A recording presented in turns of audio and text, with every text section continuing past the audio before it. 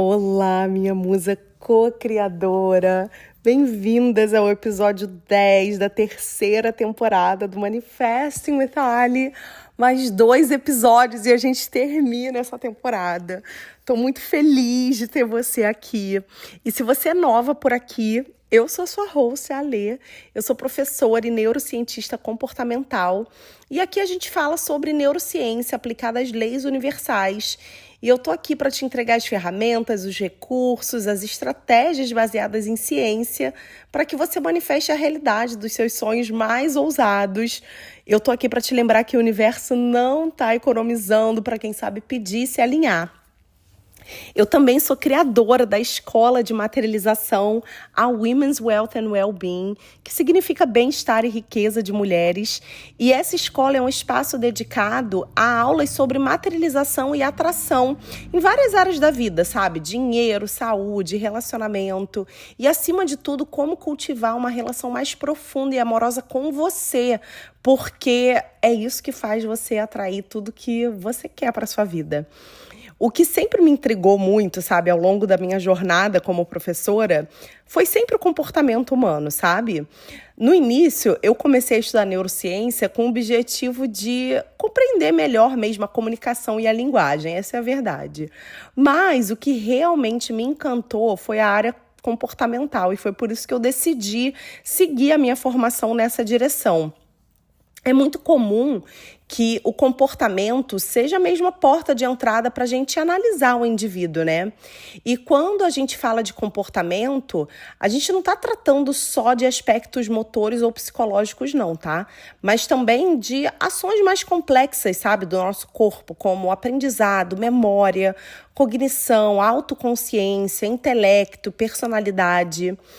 E aí, a neurociência, ela também estuda essas funções mais simples, né? Como o ato de andar, de falar, de comer, os 5 sentidos que a gente usa diariamente, né? E tudo isso está relacionado às áreas do sistema nervoso que controlam os nossos comportamentos, sejam eles voluntários ou não. E a neurociência, ela busca compreender como que esses processos mentais influenciam diretamente nas nossas ações, nas nossas emoções, nos nossos sentimentos. O cérebro, Cara, ele tem inúmeras terminações nervosas e é ele quem coordena e controla todo o funcionamento do nosso corpo.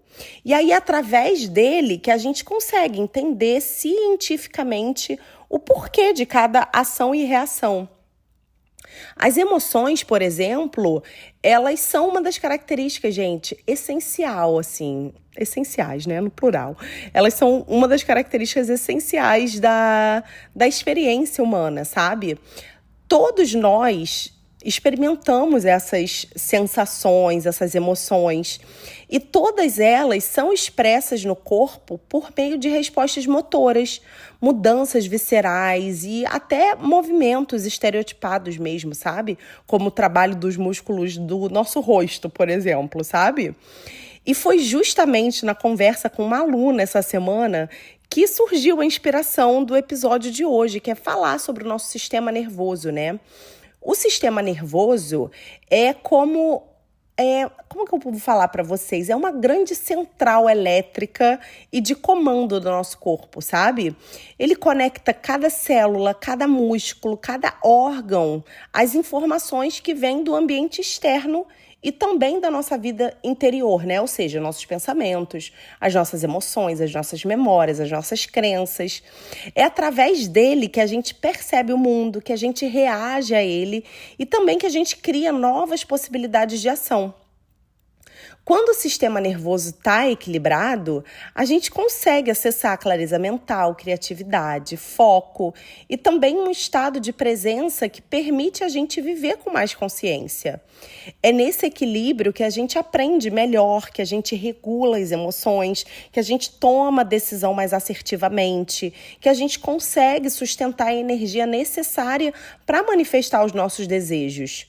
Mas quando ele está em desequilíbrio, né, sobrecarregado por causa de estresse, por causa de trauma não resolvido, por causa de excesso de estímulo ou até pela própria autocobrança, a gente entra em um modo automático de sobrevivência, que é lutar, fugir, congelar. Nesse estado, o corpo interpreta que o mais importante é se defender e não criar. É por isso que a gente reage, né? E é por isso que tanta gente sente, às vezes, que a vida está travada, porque o sistema nervoso ele está literalmente preso em um ciclo de alerta constante. E o mais curioso é que a gente quase nunca fala sobre o sistema nervoso, né? Eu não lembro de falar disso na escola, por exemplo. A gente fala muito da mente, do coração, da espiritualidade, mas a gente esquece dessa ponte biológica que sustenta tudo. E a gente não foi ensinada a cuidar desse nosso sistema nervoso. Pelo contrário, a gente vive em uma sociedade que valoriza a pressa, a produtividade, a comparação, a hiperconexão. A gente está sempre ligada no 220, respondendo notificação, acumulando preocupação, tentando dar conta de tudo.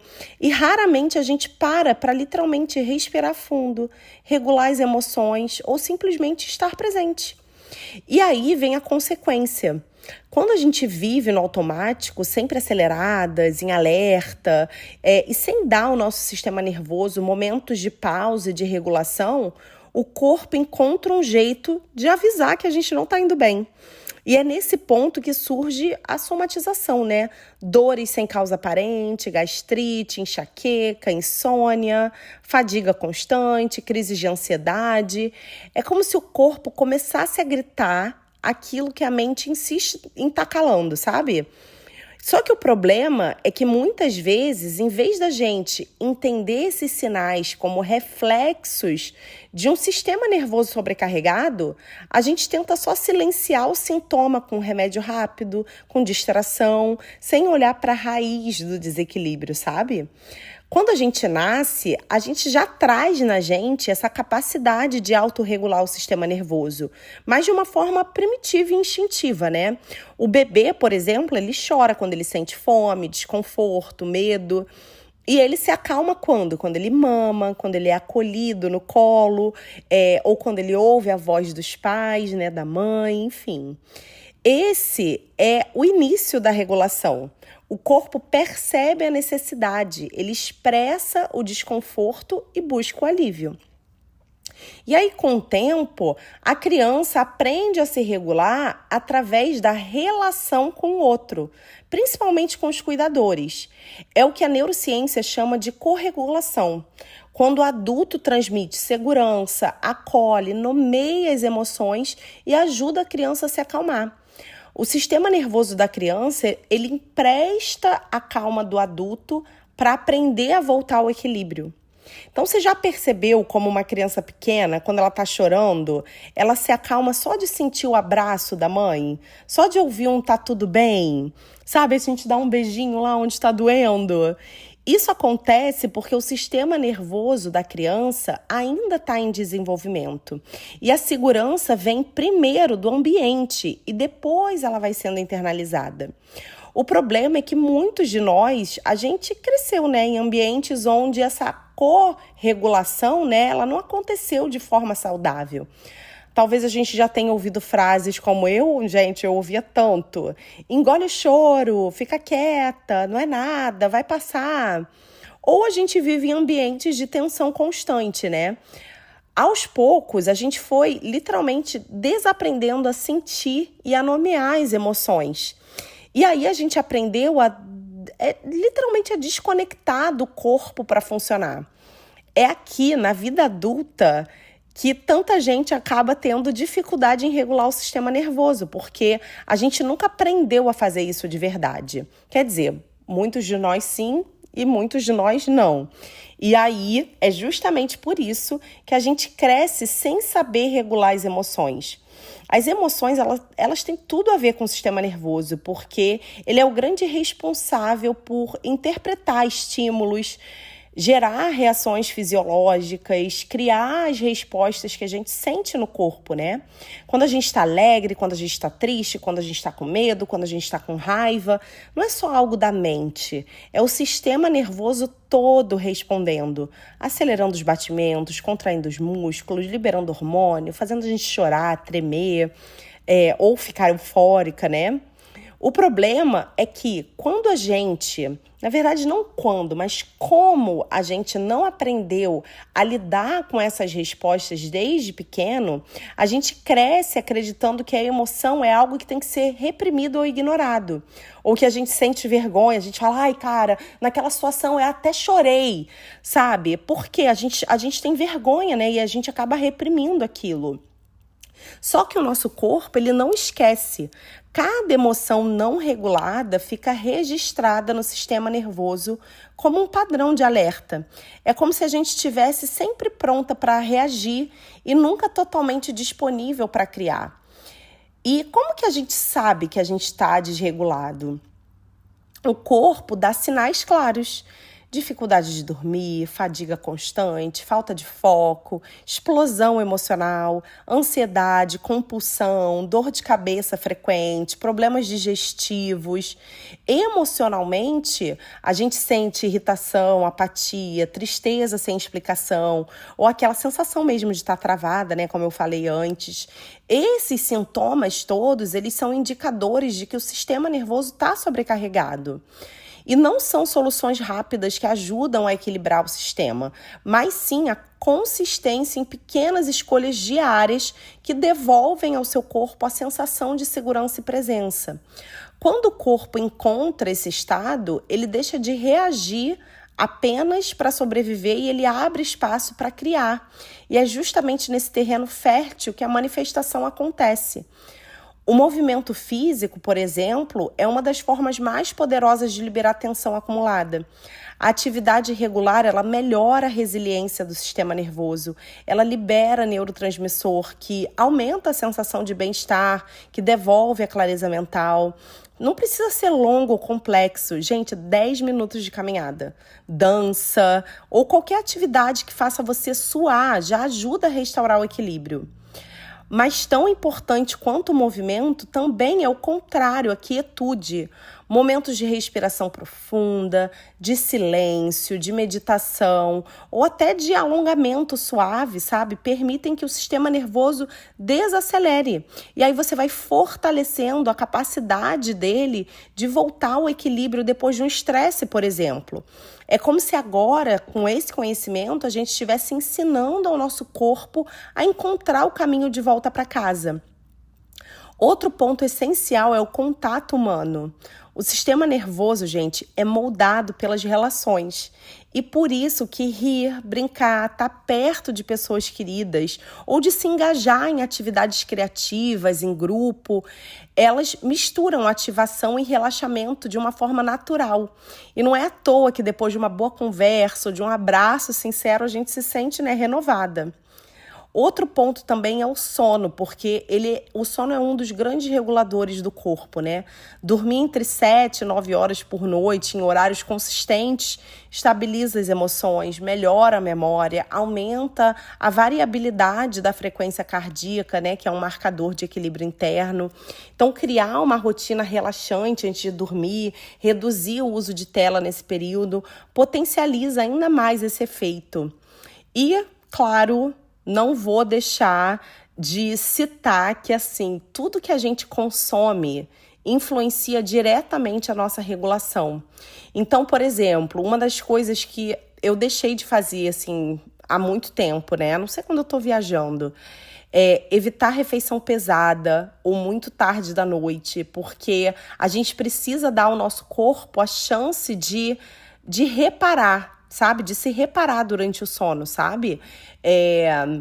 Eu lembro que, nossa, eu era rainha de fazer assim, uma pratada de macarrão, de, sabe, hambúrguer. Eu tinha que comer, tipo, 1,5 para me sentir satisfeita, assim, sabe? Daqueles grandões, sabe? Comer. Ó, a sensação da minha vida era assim, era comer, até, tipo, tá quase passando mal e ir dormir. Ou seja, eu não estava deixando o meu corpo se autorregular mesmo, sabe? Então, isso não é bom. Eu sei que às vezes dá aquela sensação maravilhosa, né? A gente já tá cansada, a gente come e vai deitar. Não é bom. Outra coisa também que, eu não sei se eu já contei pra vocês, mas em 2020 eu fiquei 2 anos, eu fiquei entre 2020 e 2022 sem beber. E hoje em dia eu quase não consigo. Eu bebo uma taça de champanhe, uma taça de vinho, ou sei lá. Por exemplo, quando eu tô no Rio, tô indo pro Rio semana que vem, com certeza vou querer tomar um chopinho. Mas assim, não consigo, não desce mais. Eu lembro que eu tomava baldes e baldes de cerveja com as minhas amigas, 2, 3 garrafas de vinho. E, gente, cara, é impressionante como reduzir o consumo de álcool e outras substâncias também devolve mesmo clareza e vitalidade para o nosso sistema, né? E regular o sistema nervoso não significa eliminar o estresse, né? Antes fosse, né? Ou viver sem desafios, né? Esses desafios da vida que vão fazendo, né, a gente crescer também. Quem dera que a gente pudesse eliminar tudo isso, né? Mas a verdade é que regular o sistema nervoso é mais sobre desenvolver recursos internos que nos permitam não ser engolidas por esse estresse ou por esses desafios, sabe? É criar um espaço dentro da gente para que, mesmo no meio do caos, o corpo saiba retornar ao equilíbrio, sabe? E quando o corpo encontra esse equilíbrio, as emoções se alinham, a mente ganha clareza, a energia vital deixa de ser usada só para defesa, sabe? Esse é o momento em que a gente pode sustentar mesmo estados de confiança, expansão, alinhamento. É nesse estado que a manifestação deixa de ser esforço e passa a ser fluxo, porque o corpo não resiste mais. Ele colabora com a criação da realidade que a gente deseja viver. E espero que esse episódio tenha feito sentido para você. E é isso, minha musa. Obrigada por me ouvirem, por estarem aqui comigo. Eu espero que vocês se beneficiem muito com esse conhecimento que está chegando até vocês. Não deixem de aplicar, sabe? É ótimo, eu amo que vocês me ouçam, mas apliquem o que eu tô ensinando aqui, porque eu tenho certeza que vocês vão melhorar e muito a existência de vocês nesse planeta, assim como eu consegui fazer isso por mim também. E eu espero vocês também na minha escola. E para vocês saberem mais do meu trabalho, tem um link aqui na descrição do episódio. Ou me chamem no Instagram, no Manifesting with Ali. E é isso, compartilhem com as amigas, me mandem o feedback de vocês. Eu sempre amo muito ouvir e saber que vocês estão gostando. Se vocês tiverem alguma dúvida, algum tema que vocês queiram que eu explore aqui, por favor, esse aqui é o nosso espaço e ele só existe porque você tá aí do outro lado também me ouvindo. Então, muito, muito, muito obrigada. Eu amo vocês e até o próximo episódio.